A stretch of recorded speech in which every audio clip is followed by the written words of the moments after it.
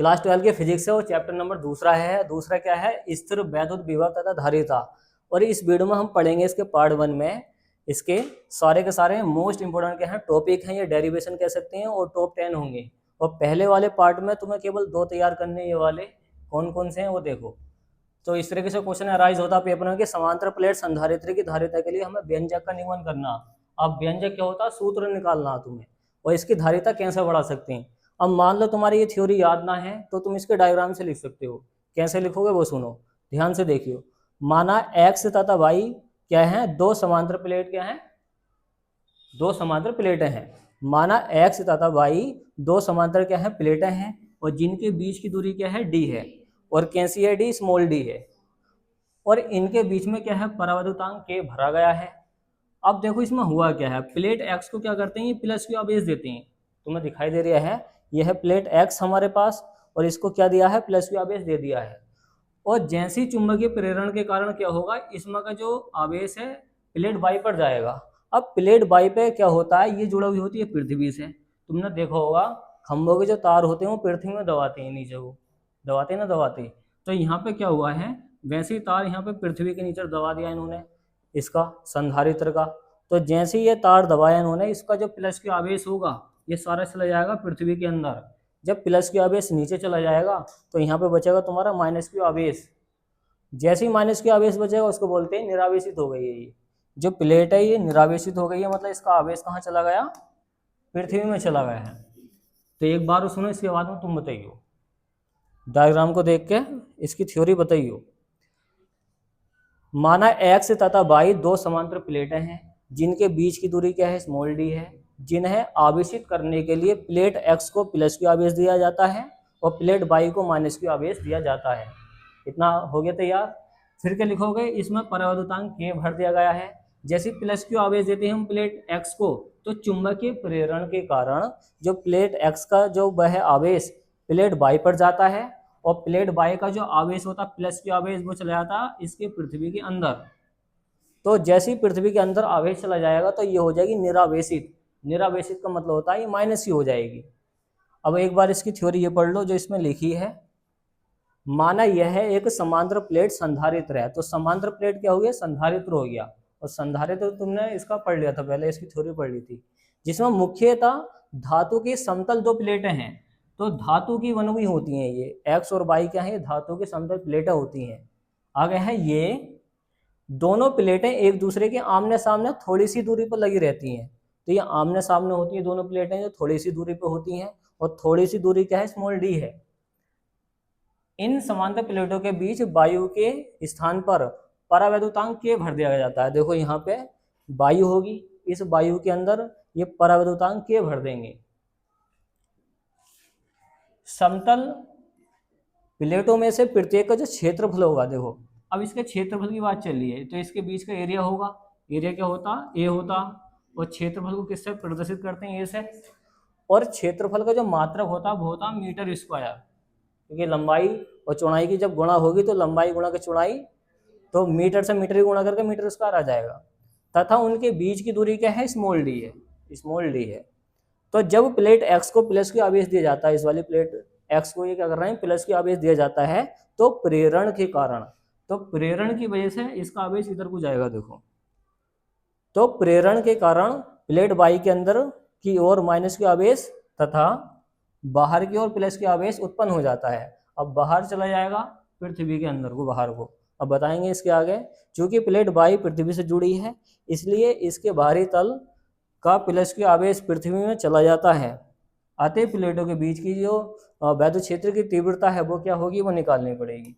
तो वैद्युत क्षेत्र की तीव्रता तुम इसकी निकालोगे इसके फॉर्मूले से, क्या था, E बराबर, मगर यहाँ पर जो एक ऐसा फॉर्मूला लगाना है इसमें इसकी सारी वैल्यू फिट हो जाए। तो इसका जो सूत्र है वह है Q बटा के एप्सिलॉन नॉट A। तो ये है तुम्हारा Q बटा के एप्सिलॉन नॉट A।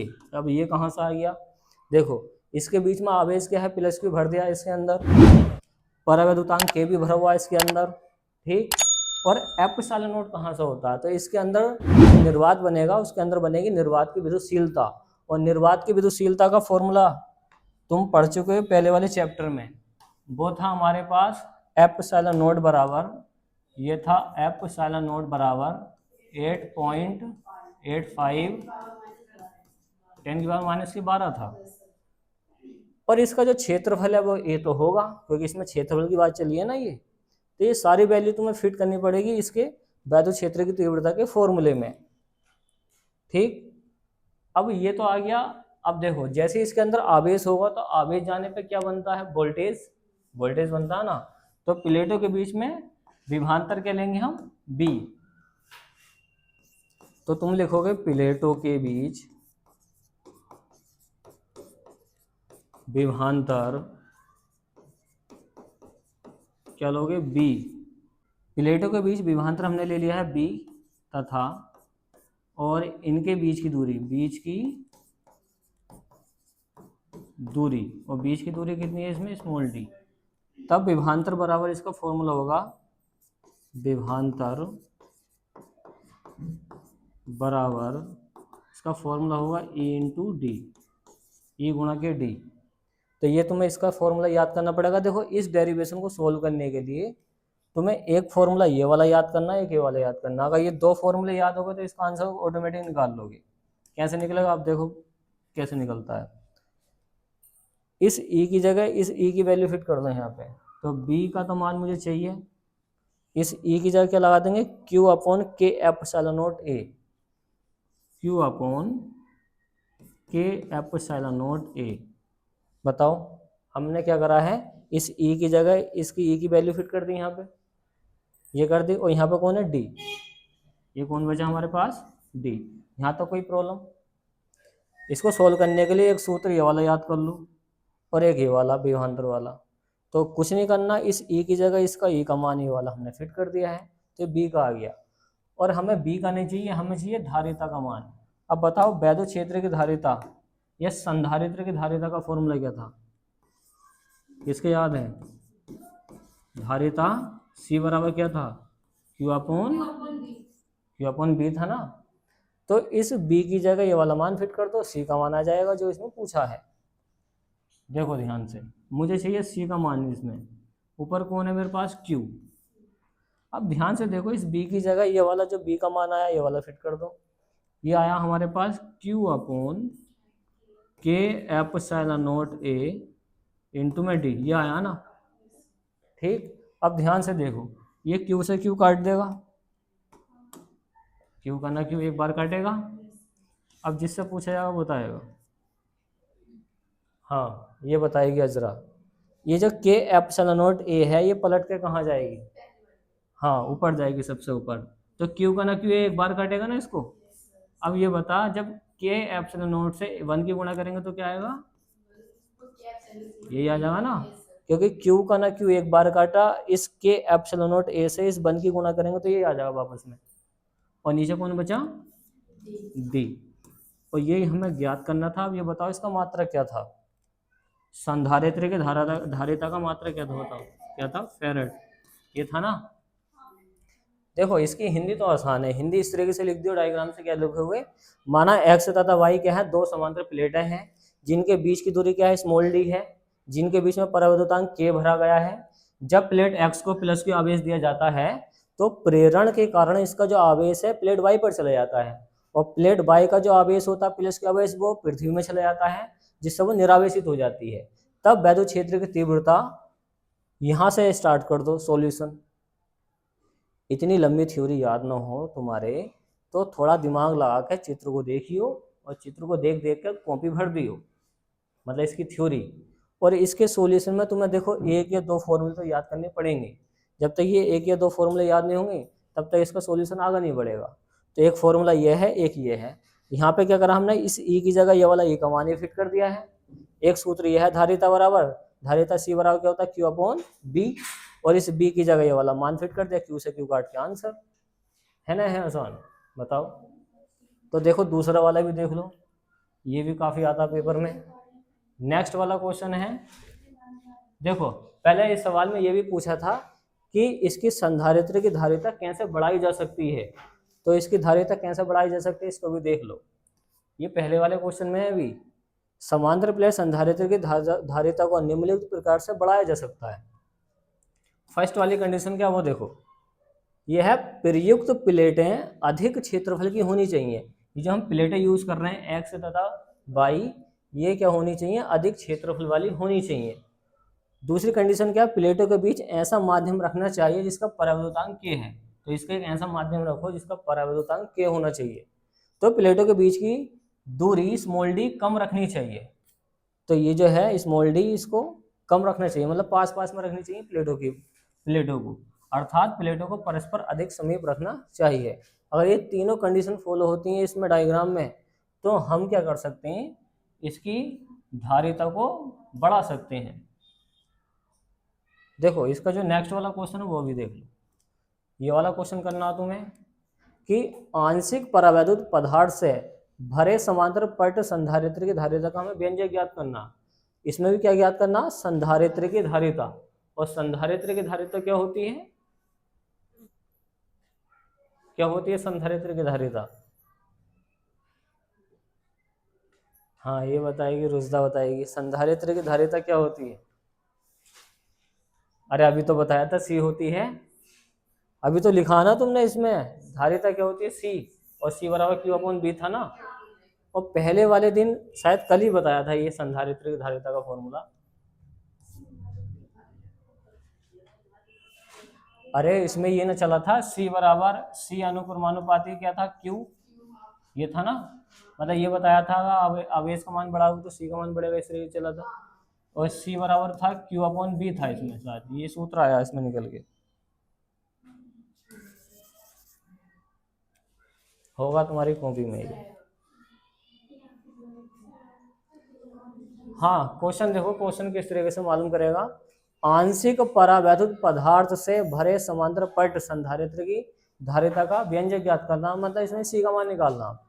तो देखो इसकी थ्योरी डायग्राम से लिख लो या फिर इसको पढ़ लो। क्या है कि चित्र में समांतर प्लेट संधारित्र दर्शाया गया है, तो ये चित्र है, और चित्र में क्या दर्शा दिया इन्होंने, समांतर प्लेट संधारित्र को दर्शाया है, मतलब दिखाया बना के, जिसकी प्लेट P1 पर, ये है प्लेट P1, ये वाली जो साइड है ये कैसी है P1, तो जिसकी प्लेट P1 पर धनावेश मतलब प्लस क्यू आवेश फैला हुआ है, और प्लेट P2 पर माइनस क्यू आवेश है, तो यही लिखा हुआ है P2 पर क्या है ऋणावेश माइनस क्यू आवेश है, उस पर क्या प्लस क्यू है। तो प्रत्येक प्लेट का जो क्षेत्रफल है इसका भी क्षेत्रफल होगा, क्या होगा A, जहाँ पे क्षेत्रफल है वो तो A होते ही है ना, तथा प्लेटों के बीच की दूरी क्या है स्मॉल डी है, तो यहाँ से लेकर यहाँ तक की इसकी दूरी क्या है स्मॉल डी, और स्मॉल डी की फुल फॉर्म क्या, डिस्टेंस, डिस्टेंस का दूरी का डी लिया ना इन्होंने। अतः प्रत्येक प्लेट के आवेश का पृष्ठ घनत्व, और पृष्ठ घनत्व क्या होता है सिग्मा, और सिग्मा बराबर क्या होता है क्यू अपॉन ए। ये तुमने पहले वाले चैप्टर में पढ़ा था कि एकांश क्षेत्रफल पर जितना आवेश उपस्थित होता है उसको बोलते हैं सिग्मा। माने प्लेटों के बीच परावैद्युतांक, इसमें देखो इन्होंने क्या करा, ये परावैद्युतांक बीच में फांस दिया, इसके बीच में रख दिया है।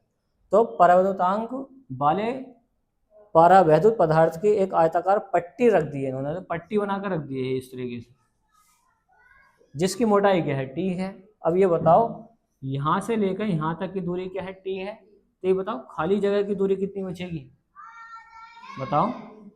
देखो टोटल ये बचेगी तुम्हारी डी माइनस की टी, क्योंकि टोटल जो डिस्टेंस है यहाँ से लेकर यहाँ तक टी है। अगर मैं ये बीच की पट्टी निकाल दूँ तो ये खाली जगह बच जाएगी, तो इस वजह से इस डी में से टी घटेगी तो ये वाली बच जाएगी, तो डी माइनस की टी आएगी। अभी तुम इसके सॉल्यूशन में पढ़ोगे, इसको रखोगे, इसको डी माइनस टी को।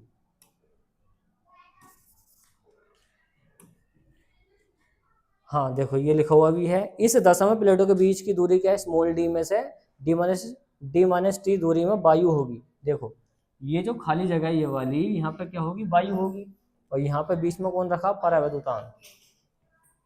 आगे पढ़ो, तथा टी दूरी में परावैद्युत पदार्थ भरा होगा। अब प्लेटों के बीच वायु में वैद्युत क्षेत्र की तीव्रता, देखो अगर मैं वायु में लिखूंगा तो यहाँ पे के हट जाएगा, और इसमें लूंगा परावैद्युतांक के में लूंगा तो यहाँ पे के आ जाएगा। तो वायु में जो वैद्युत क्षेत्र की तीव्रता होगी क्यू बटा एप्सिलॉन नॉट ए होगी, और परावैद्युत माध्यम में वैद्युत क्षेत्र की तीव्रता E2 बराबर क्यू अपॉन के एप्सिलॉन नॉट ए होगी। के कहाँ से आ गया, क्योंकि ये परावैद्युत माध्यम पूछ रहा है, और परावैद्युत माध्यम क्या होता है के होता ही है। E1 क्षेत्र में प्लेटों के बीच की दूरी, देखो अगर मैं यहाँ पे निकालूंगा प्लेटों के बीच की दूरी खाली स्थान में, तो ये दूरी आ जाएगी डी माइनस के टी, डी माइनस के टी अभी बताया था। मतलब यहाँ से लेकर यहाँ तक क्या है, डी है, तो ये टी घटा दो तो डी माइनस के टी बच जाएगी। और ई टी, हाँ ई टू जो क्षेत्र है इसमें क्या होगी, टी दूरी होगी। अब ये देखो यहाँ पे वैल्यू फिट कर दो। अब इस डेरिवेशन को भी सोल्व करने के लिए तुम्हें क्या करना है, इसके ये वाले फॉर्मूले को याद करना। इस डेरिवेशन को सोल्व करने के लिए प्लेटों के बीच परिणामी विभवांतर b बराबर ई इंटू डी माइनस के टी इंटू ई टू इंटू टी, ये वाला फॉर्मूला याद करना पड़ेगा। अब देखो यहाँ पे वैल्यू फिट करो, हमें चाहिए b का मान। E1 की वैल्यू चेक करो कितनी है, E1 की वैल्यू है Q upon f epsilon naught A into d minus के t plus E2 into t की वैल्यू दे रखी है, E2 की वैल्यू दे रखी है इसमें। E2 की वैल्यू है तुम्हारे पास Q अपॉन के एप्सिलॉन नॉट A और क्या है इंटू टी, ये तो है। अब जो कॉमन खींचे उसको कॉमन खींच लो। देखो कॉमन लेना तुम्हें बताया था, जो इस साइड में मिल जाए तो Q upon epsilon naught A बाहर आ जाएगा, और यहाँ से बचा हमारे पास डी माइनस के टी, और यहाँ से बचा टी अपॉन ये बचेगा के। ये तो पूरा आ गया ना, Q बटे के, ये एप्सिलॉन नॉट A बाहर आ गया, ये बचा ना हमारे पास। अब देखो ये हमारे पास B की वैल्यू आ गई, हमें चाहिए C की वैल्यू। तो वैद्युत धारिता क्या थी, वैद्युत धारिता क्या थी, C बराबर Q अपॉन B। और हमारे पास ये B का मान है, इसका B का मान फिट करो। देखो Q की वैल्यू, Q को ऐसे लिखो, इस B की वैल्यू फिट कर दो। ये सारी ये है हमारे पास Q upon epsilon naught A, और ये हमारे पास डी माइनस के टी प्लस टी अपॉन के, ये है। Q का ना Q एक बार कट करेगा, तो देखो एप्सिलॉन नॉट A से 1 की मल्टीप्लाई करेंगे तो ये आ जाएगा एप्सिलॉन नॉट A, नीचे जो बचा लिख दो, यहाँ से बचा डी माइनस के टी प्लस, और यहाँ से बचा टी अपॉन के। यही हमें निकालना था, मात्र इसका फैराड होते ही। देखो ये भी आसान है, बस इसमें तुम्हें एक तो फॉर्मूला ये वाला याद करना है और 2 फॉर्मूला ये वाले याद करने हैं, बस मान फिट करके आंसर। और हिंदी इसकी आसानी है, इसको डायग्राम को देख के लिख दो। लिख दोगे बताओ कैसे लिखोगे। माना P1 व P2 दो समांतर प्लेटें हैं, प्लेट P1 पर प्लस क्यू आवेश दिया गया है और प्लेट P2 को माइनस क्यू आवेश दिया गया है, ऐसे लिख सकते हो। जिनके बीच में एक परावैद्युतांक K भर दिया गया है, जिसकी मोटाई क्या है, T है। तो इसकी मोटाई कितनी है, T है, इसकी परावैद्युतांक K की। और क्या लिख सकते हो, और प्लेट P2 को पृथ्वी से जोड़ दिया गया है, जिससे वो निरावेशित हो जाती है। तो जो तुम्हें इसमें डायग्राम में दिखाई दे उसको लिखे जाओ, थ्योरी बन जाएगी इसकी। देखो सेम टू सेम, तो इसको अगर तुम 1-2 बार याद भी कर लोगे तो भूल जाओगे, मगर डायग्राम से क्या होता है, एक बार तुमने इसको समझ लिया तो आराम से उसको देख देख के लिखते रहो। बताओ बताओ कौन बताना चाह रहा है डायग्राम की थ्योरी। हाँ ये बताएगी, देखो डायग्राम की थ्योरी बताओ।